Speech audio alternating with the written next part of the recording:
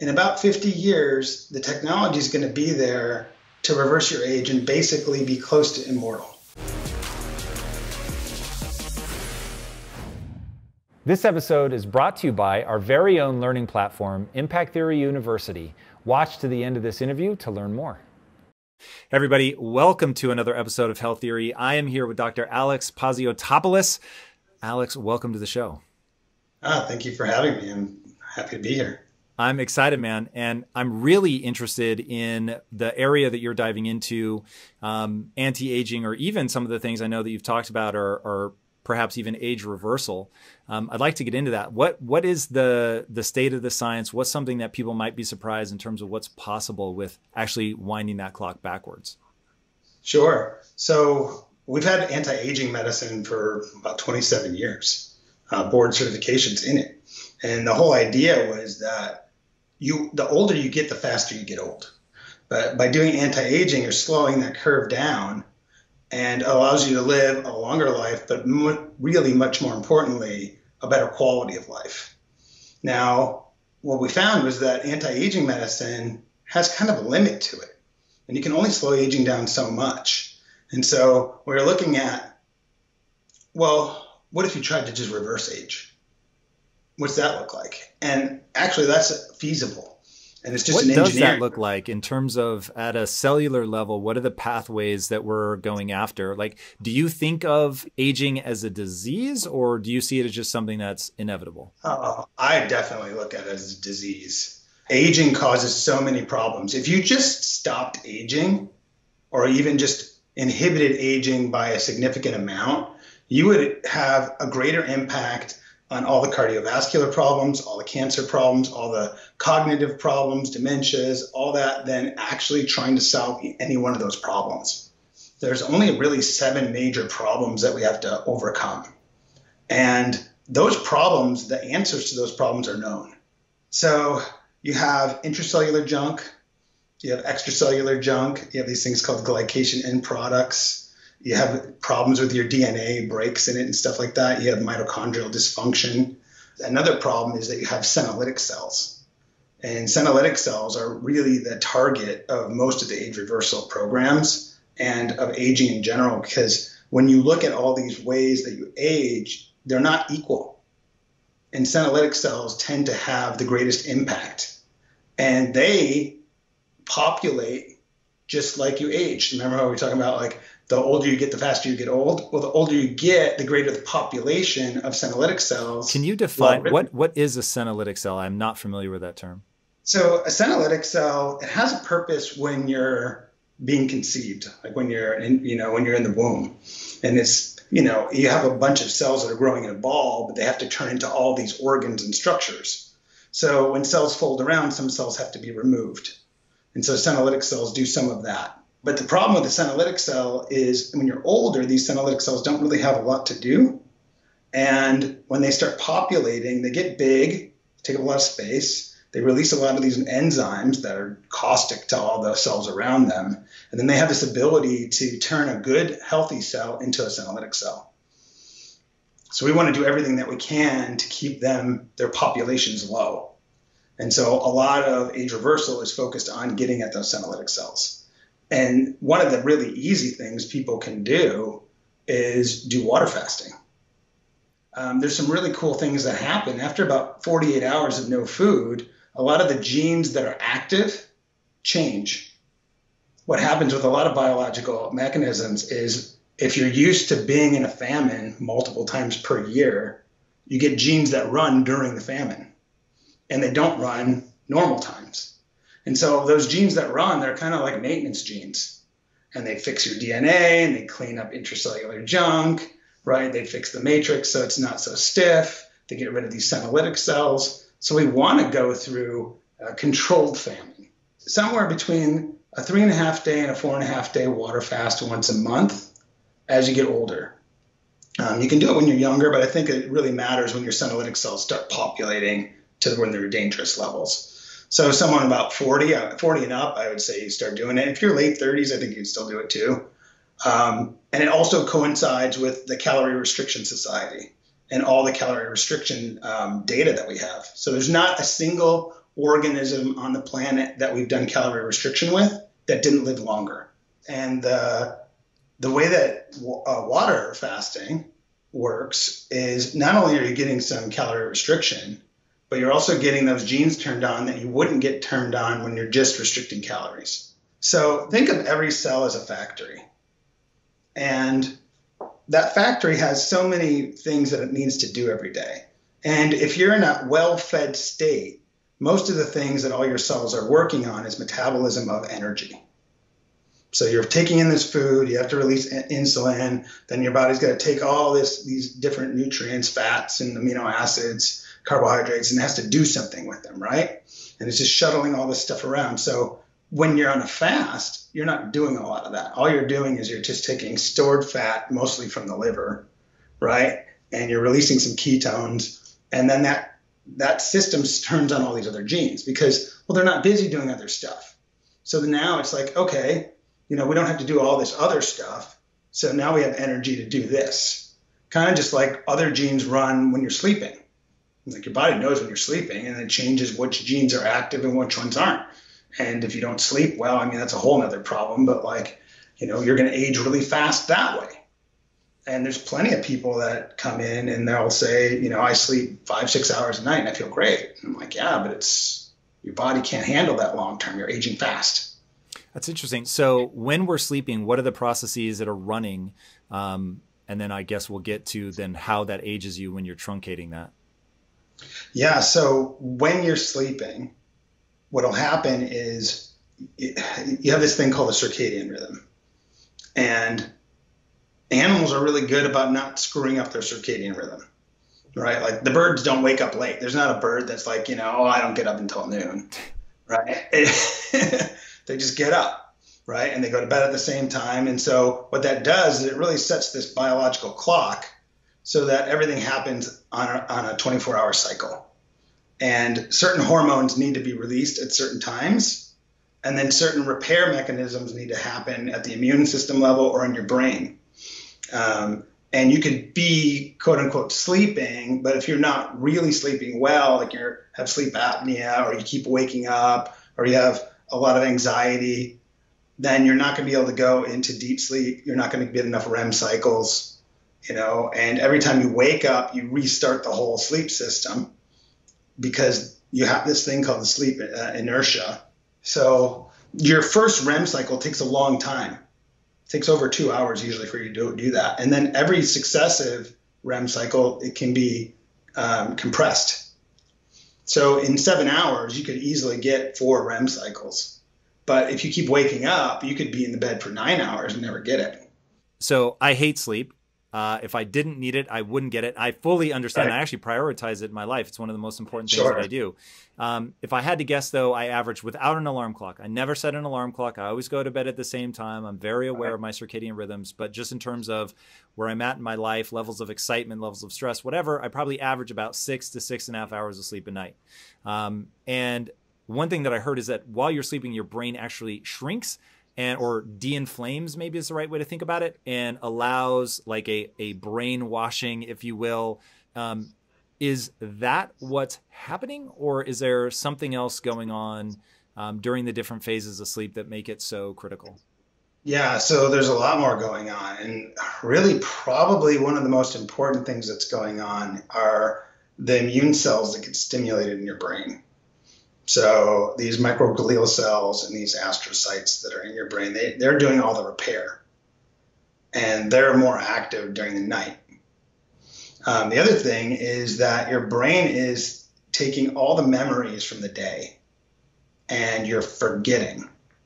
Forgetting is really the most important process because your hippocampus will just get full of all these proteins that just get accumulated during the day. You don't want to remember like every single little detail of the day. You just don't have that capacity. And if you don't make sure that you process all that short-term memory and free it up, the next day you're going to be compromised in your ability to remember. So when we stop and say, okay, we have a rough understanding of where we're trying to get to, we want to either slow aging as much as we can, we want to actually reverse aging. What's the optimal lifestyle? So sleep, we got that one. We'll check that box. Sleep. You gotta have sleep, right? Problems with your brain also include in sleep have to do with your circulation and all the quality of your blood vessels. I always talk about the blood vessels as like the most important organ in your body, right? So it's the infrastructure for everything. So for quality of what we call the endothelium, which is the lining of your blood vessels, first we test. So there's a bunch of blood markers that we can test that look at how well that system's working. You know, whether you're able to release nitric oxide, these markers called ADMA. There's a bunch of separate markers that we look at. The patients that I have that are already plant-based, their endothelium works great. The people that are eating kind of your standard Western diet without a lot of plants and lots of animal products, especially dairy and things like that, their endothelium just doesn't work very well. Let's dive into that. So let's differentiate, because I would say that a standard American diet or a standard Western diet isn't just rich in animal protein. It's Twinkies and Oreos and, potato chips and French fries and all that good stuff. So to isolate maybe to the higher end of the scale, let's take somebody who their primary calorie is derived from meat, and then somebody whose primary calories are derived from plant matter, but both of them are eating, and maybe you won't agree on this word, but they're eating a clean diet, right? So it's not fast food hamburgers and stuff like that. It's, grass fed. But I just want to get a sense of what happens to the endothelial lining when you're a meat eater, clean again, versus a plant-based diet, clean. So clean versus clean, what you're normally going to see in the labs that I get here. So this is not just literature. This is what I see. Sure. And I get a lot of athletes that come in that are eating really clean meats, right? They're either wild or they're all organic, and they're pretty balanced. They're not eating too many calories and stuff like that. But their inflammation markers are always higher than my plant-based clean people. And the people that are, majority plant-based, and for me in the labs that I've looked at, when you get down to about 20% calories from animals, 80% plants, you're just about as good as somebody that's 100% plants. And sorry, is that by calorie? By calorie. So one of the things that I found as an argument very compelling is this idea that, look, if you're trying to build muscle tissue, eat muscle tissue. And when you think about all the things that we need to eat to maintain our body, it makes sense to me that you would go eat the very same things that you need to build in terms of the building blocks. And I'm curious if you have a hypothesis, because I'm sure it's still early days, but if you have a hypothesis as to why meat in particular creates this cascade of inflammation, which when I think about all-cause mortality, it's like, get your inflammation down. So before I answer that question, what I want to do and what I'm focusing on in the clinic is we want to go beyond what nature created for us in the environment. We want to optimize. The average person isn't even close to their genetic potential. So we want to go beyond your genetic potential. And so when we apply that to food, what we're noticing is that if you eat a lot of meat, your pH is usually off. The more acidic your environment, the more problems you have with what's called calcifications. So you get dystrophic calcifications. You get it in the arteries, you get it in everything else. And that's part of aging, is that stiffening. We don't want stiffening. So that's one thing we want to modulate is pH. The other thing is, like, we have 25 or 30 years of Dean Ornish in his studies, and now we have Dr. Esselstyn's studies of they can reverse arteriosclerosis with a plant-based diet. That's interesting. So I'm pitching a reality show around town that I'm trying to get produced called Carnivore versus Vegan. And I want to lock identical twins in a house, and one part of the twin set is eating carnivore and the other side is eating vegan. My fantasy would be to lock them in there for 6 months and do all kinds of blood markers plus self-reporting, all of that, so that we have like a real controlled thing. Because when I hear a study like that, and in total fairness, I don't know those studies well enough to comment. I've heard Dean Ornish's name thrown around a million times, but I'm not familiar with the data specifically tied to that anyway. oftentimes what happens is you take somebody who's on a standard American diet, they're eating garbage, uncontrolled, just a mess. Right. And if you put them on any diet, their life is going to get better. If you put them on a carnivore diet, it would get better. Sure. If you put them on a vegan diet, it's going to get better. So what are the studies that we should look at for moving away from a meat-based diet to a plant-based diet and the clearing up the arteries? I would just definitely look up Dr. Dean Ornish and his studies. And I'd also look up Dr. Esselstyn. Dr. Esselstyn, he's a cardiologist and he's been doing plant-based diet for a long time. And do you know what the rough protocols were for the diets? Just take a normal person and put them pure plant-based? Yeah, just do pure plant-based. But they're not doing, there's vegans that are eating all that fake stuff, right? Fake meat, fake this, junk And is food. that a problem because they end up using a lot of sugar, or is there another issue? Yeah, because remember, one of the reasons of aging is glycation end products. So one of the regular tests you see in your regular doctors measure is hemoglobin A1C. And that's a measure of glycation end product on a red blood cell. And that number is logarithmic. So somebody that has a 5 versus a 6 has 10 times less, right? And if you go to a 7, you're like, well, it's not that much better. We have 100 times more. So if your body has to make 100 times more replacement proteins and then have to deal with all of that, it's going to fail. Not only is it going to fail, but you're using so much energy to do something that it shouldn't have to do. And as we get older, we have less energy. So that's part of age reversal and anti-aging is let's maximize how much energy we have and let's minimize how much we have to access the DNA and make a lot of proteins.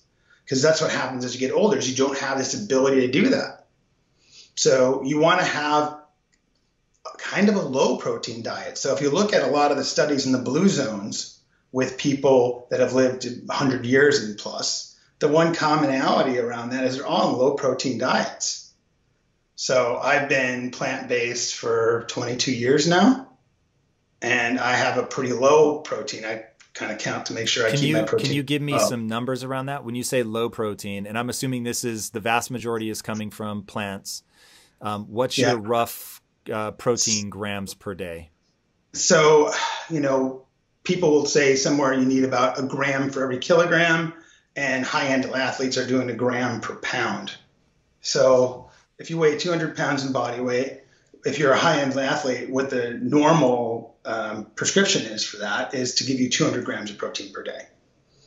I'm probably down to 60 to 70% of that 1 kilogram or 1 gram per kilogram.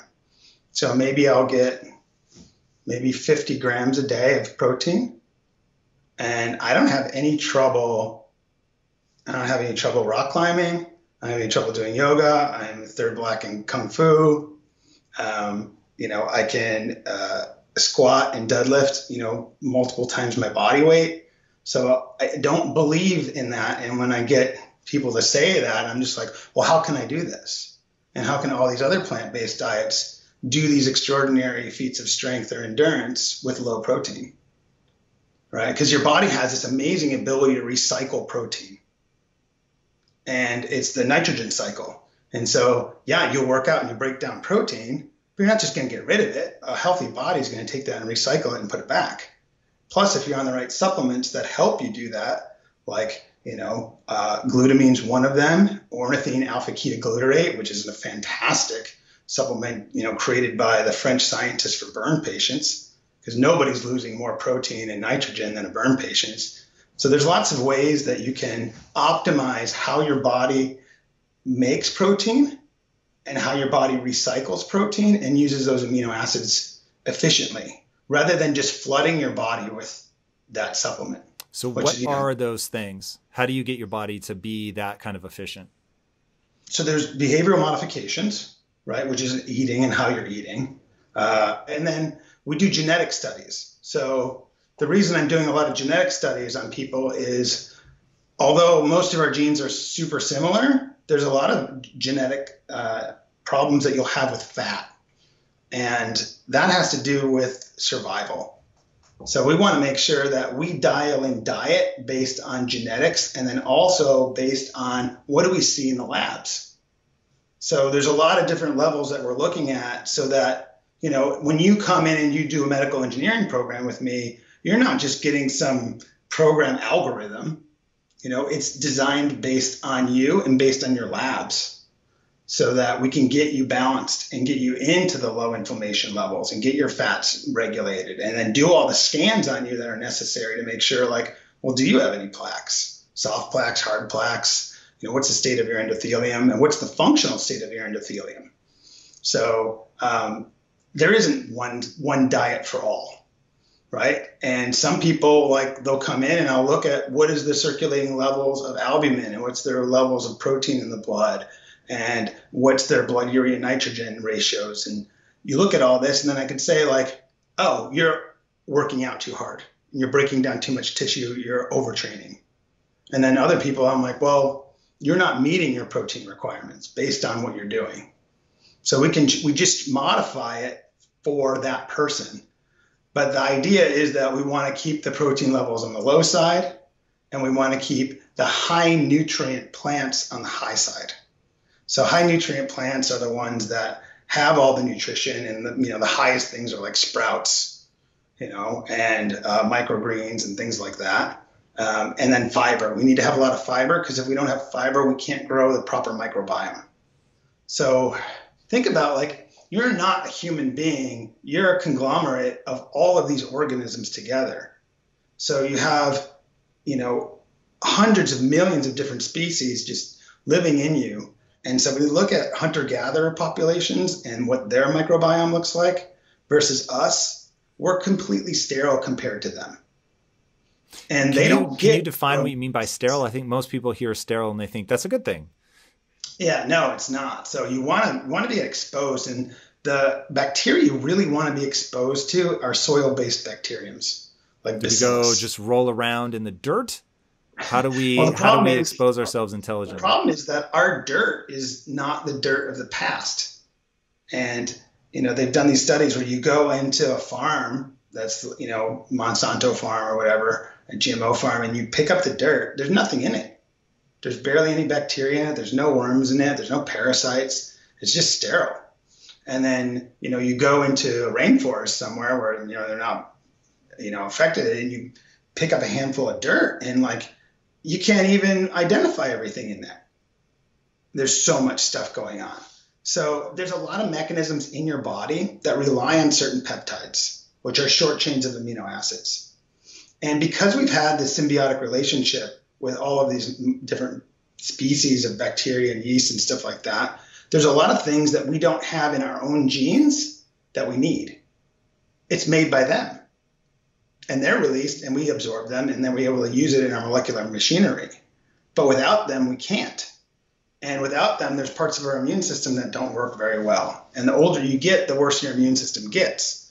There's this thing called thymus, where your thymus shrinks over time. And so a lot of the work for age reversal is built on how do we regenerate the thymus gland so that you can have the immunity that you did when you were younger. And a lot of immunity is not just keeping you safe from the environment as far as viruses and bacteria, it's how well can you repair tissue, because that's all dependent on your immune system. So your body always reacts to the stress around it. You put an astronaut in space and their bones become weak because the body's like, well, I don't need strong bones, and there's no gravity, right? You have someone do deadlifts and immediately their bone density starts to go up, or impact training, things like that. Same thing with your thymus gland. If it's not exposed to any threats and it's not doing anything, it's not, because it's very expensive to graduate T cells and natural killer cells. Well, why would it do that? So it needs to shrink in size because it's not needed as much. When you say that we respond to the stress that's around us, what stress do we want to give it to make sure that it stays robust? Right. So making sure that you have enough exposure to things. What you want is a child to be exposed to all that stuff. So then their immune system gets used to that and responds to all that and has a proper response to things, and it stays healthy. And it won't just be your gut. It'll be everywhere. Like which microbiomes in your mouth, protecting your teeth, which microbiomes in your nasal cavities, protecting you from viruses and, sinus problems from allergies and all that kind of stuff. What's in your eyes, what all different parts of your gut, what's on your skin. You see people with all kinds of skin disorders and tons of acne and things like that. A lot of that can just be relieved by getting the proper microbiome there and then changing, their diet. So bringing it all back around to anti-aging and reversing the clock. So we've covered a lot, and everything you've told us to do so far sounds hard, which tells me it's probably true. But we're obviously getting our sleep right. We're not messing with our circadian rhythms. We're cleaning up our diet. We're eating primarily plant-based. We're avoiding a sterile gut. We're getting the right kinds of dirt and bacteria and virus given where we're at in our own evolution as a person. What about supplementation? Right. Are there things that we should be doing like NAD, or should we be on metformin? Like, what about exogenous substances? So everything we've been talking about is what I call a foundation. And that's what you can do for free. And it's going to help you a certain amount. And then you can go into the next levels, which is, how do I change what was normally going to happen? And so what these supplements are going to do is they're going to help the molecular machinery work better, and they're going to mess around with how genes are expressed. So I'm sure you've heard of mTOR. So mTOR is one of these genes that is how fast you're aging. It's your metabolic rate. So like to those bodybuilders or athletes that want to go on a high protein diet, and just, or like take 4,000 or 5,000 calories a day, they're going to raise mTOR and they're going to get strong fast. But we want mTOR to be as low as possible so we can live as long as we can without becoming decrepit. Do you know what the mechanism is there? Why does mTOR being low impact longevity? So there's a lot of different things that mTOR is involved with, but a lot of it has to do with just metabolic rate. You don't want to have a high metabolic rate. It's just kind of like, if you want to drive across the country and you want to do it with the least amount of gas, right? Well, you can't go 100 miles an hour, right? You're just the amount of energy that you need to go 1 mile at that speed is not nearly as efficient as if you were going 50. So it's the same kind of principle. And that's your gauge. mTOR is one of the gauges that we use. And in age reversal protocols that I've developed here in the clinic, there are a lot of things that we do to lower mTOR as much as we can through pharmaceuticals, through peptides, through IVs, that kind of stuff, on top of your lifestyle modifications. And as far as supplements go, we can turn on genes like sirtuin genes, and we can modulate AMPK and PPAR gamma and all these other mechanisms that you hear about. And without the supplement program, you're just not really going to be optimized. And, right now I'm offering to people, because if you did full medical engineering with me, it can be pretty pricey. But what I really wanted to make available to everyone is what we're calling the launch program, a supplement program, so that you can get the most important labs done for a pretty, low cost. So you can see like, well, where am I? What's my inflammation look like? What do my fatty acids look like? What kind of balance do I have here? How's my thyroid doing? What's my immune system look like? And then, have a consult, go over your medical history, and then have a supplement program made for you so that it's, tailored to you, but not extremely expensive. It's got the most basic stuff that's going to help you stay healthy and also optimize a lot of these systems. And so I know there's no one size fits all, but if you could, because I know there's a lot of restrictions on metformin, but if you could, is that something you'd recommend to everybody? Only if you have type 2 diabetes? Like, where does your recommendation for that fall? I mean, I pretty much, if you can handle metformin in your gut, and there's a few people that they really can't, but if you look at the studies that they did on animals with metformin, they start them off pretty much when they're born. They don't do it later in life. And when all the studies with metformin is you have extended life, and you have less cancer. And the people that don't like metformin, they're like, oh, you're harming the mitochondria, through AMPK and these other things. And I just don't buy it, because how can all these organisms have extended life if their mitochondria are harmed? So if metformin was really causing a lot of harm, it wouldn't be able to do that. Now, the only time metformin? I do.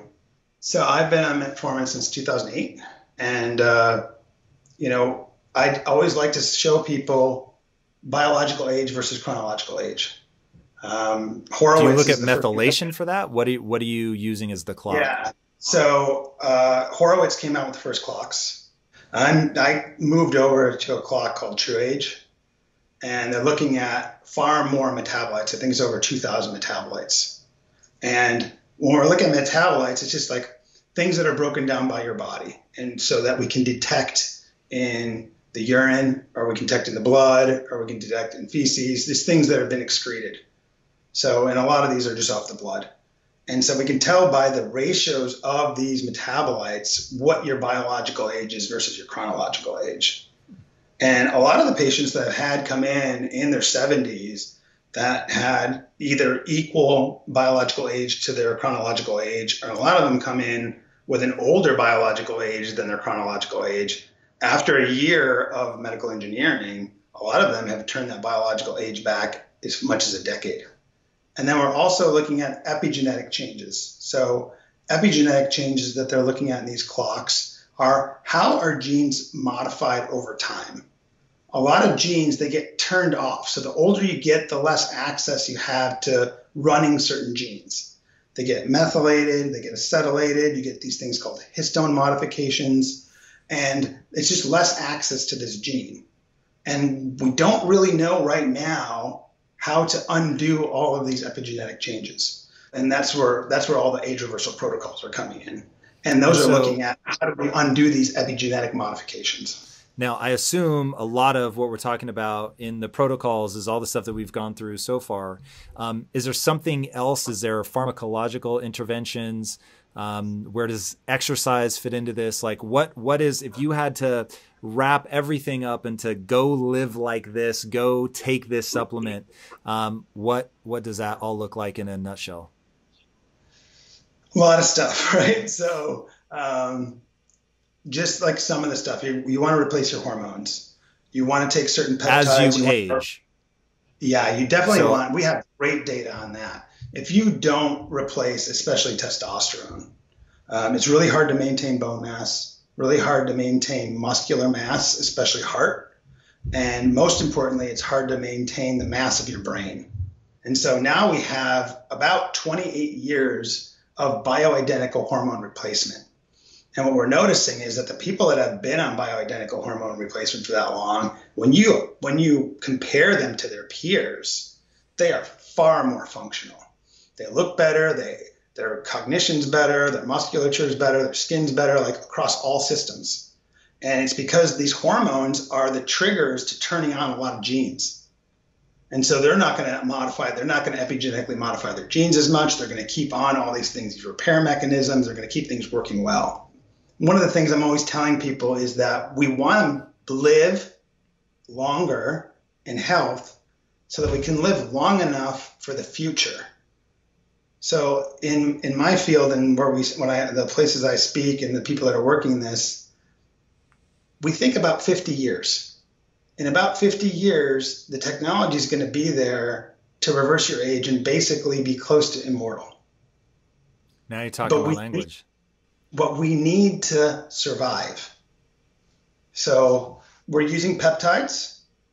We're using senolytics. So senolytics are the supplements and the IVs and all that kind of stuff that are going to kill your senolytic cells. And some of that you're going to be doing water fasting and things like that.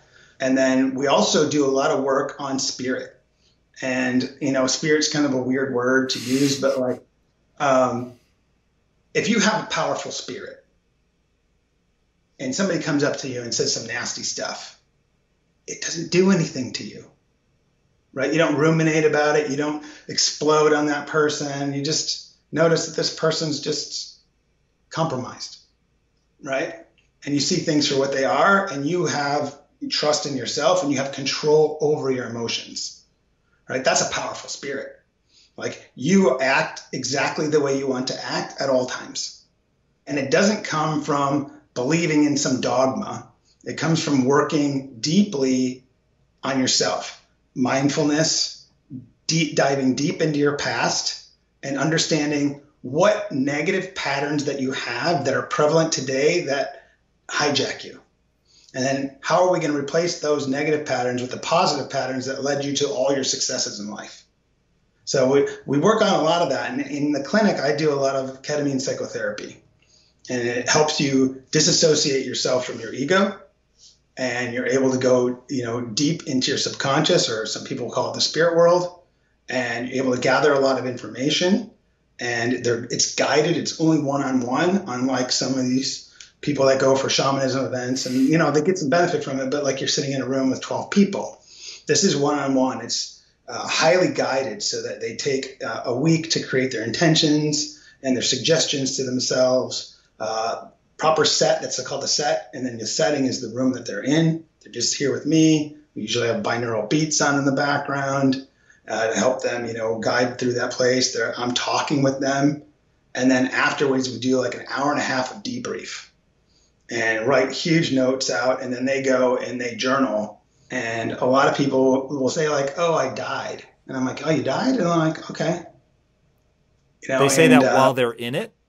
Yeah, that's a really common thing, is that they've died, but then they're still there, right? And then they kind of forget that they're human and who they are, and they're able to see things without all the filters that we have built into us. Even highly educated people can easily be duped, because it goes along with their delusional thoughts of the world, delusional thoughts of themselves, what they believe, all that kind of stuff.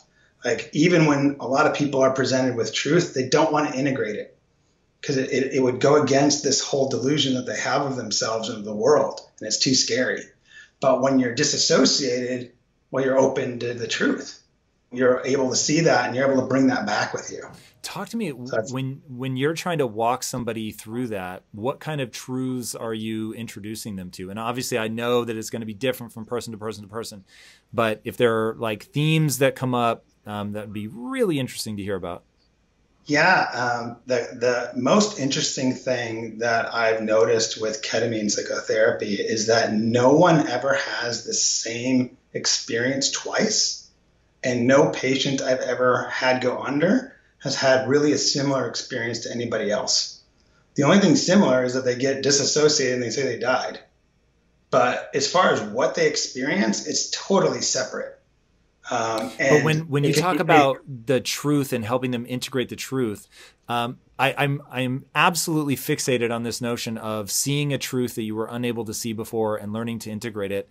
So with or without ketamine, do you see something in them that you don't think they understand? Like, is it this person? It's not that I see something in them. I'll talk to them. We'll have like an hour consult, mostly about what is troubling you the most.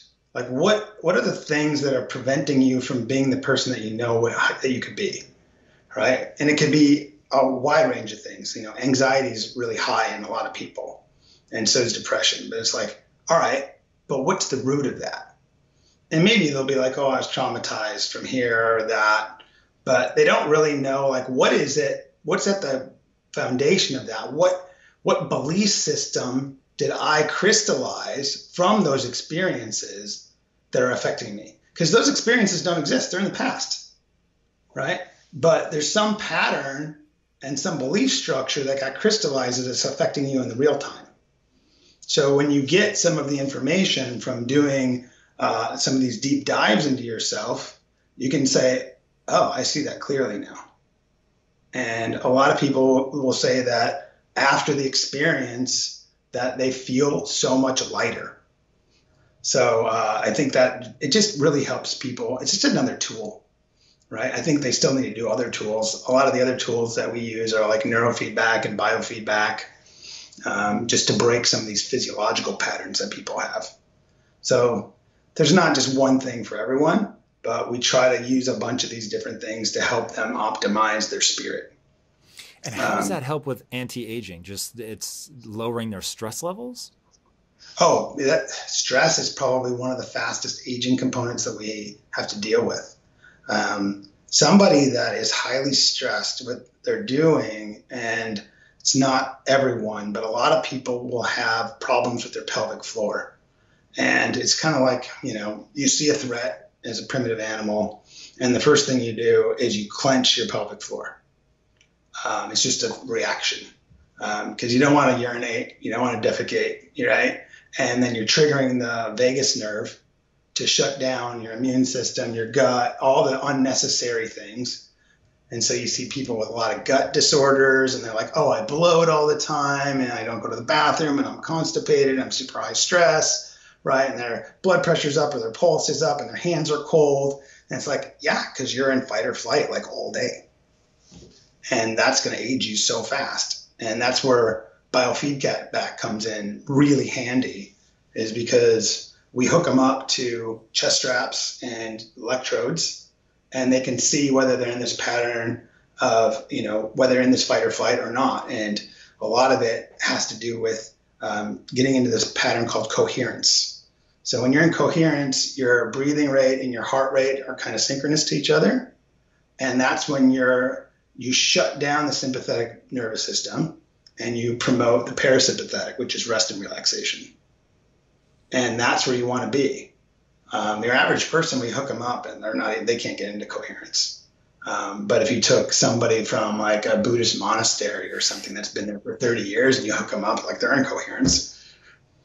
So just great tools that we have for everything. And that's why it's engineering based, because there's not a system of the body that we're not looking at and that we're not trying to optimize, because it all works together. You can't just say, I'm going to optimize your heart. There's no way. It's impossible, right? Everything's connected. And so we have to look at all the systems and see where we're at. So if somebody wanted to learn more about engineering their health, where would they go? How do they learn more about you? They can go to thepazioinstitute.com, or they could call 844-734-3678. It's also 844-REGENERATE. Nice. And they can find out what program is going to fit them. And right now, we're doing things to help people with all budgets. And even at the low end budget, you're still going to learn, like, what lifestyle changes do I need to make, right? You're going to have a one-on-one consult. You're going to get blood work done. And then you're going to get supplement packs made just for you and timed for you at the proper time during the day. And that's our low level stuff. And then, the people that have, more that they can put into this, well, then they can go to the higher levels and do age reversal, and they can get the IVs and peptides and hormone replacement and the rest of it. I recommend that everyone do this no matter how young you are. That was amazing. Guys, if you want to get your engineering on and get your health right and hopefully live forever, you now know where to go. Alex, thank you so much for joining me, man. That was really fantastic.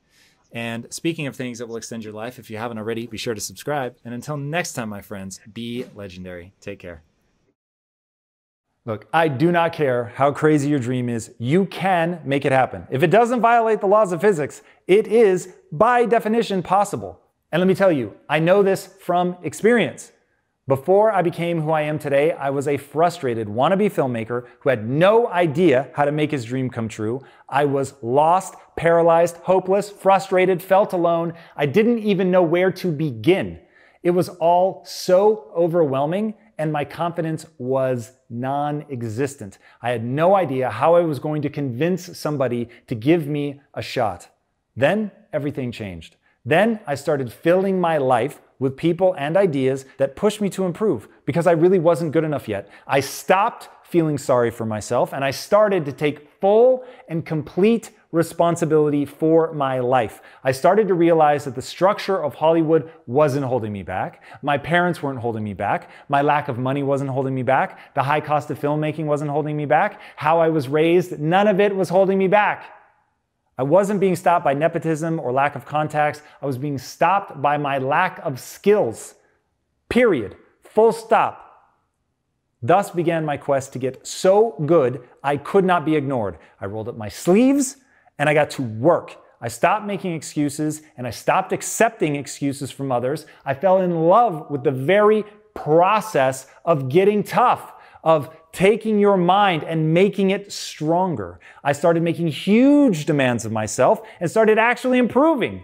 I began to make real progress towards my goals because I stopped whining about not being where I wanted to be, and I started taking immediate action. I did not worry about looking cool or impressing people. I just worried about actually getting better. I just wanted to strive for greatness, the kind of greatness people can't question.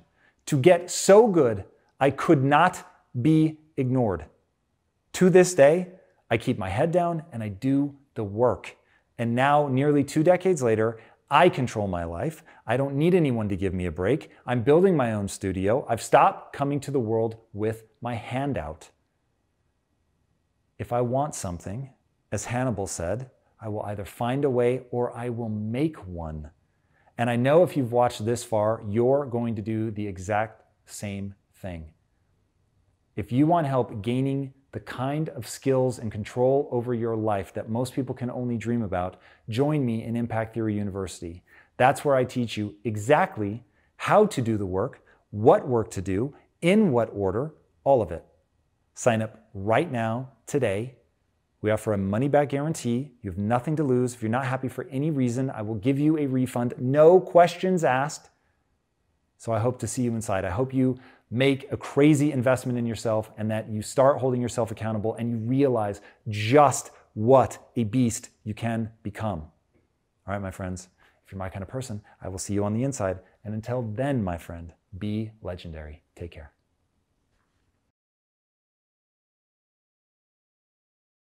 Thank you guys so much for watching and being a part of this community. If you haven't already, be sure to subscribe. You're going to get weekly videos on building a growth mindset, cultivating grit, and unlocking your full potential.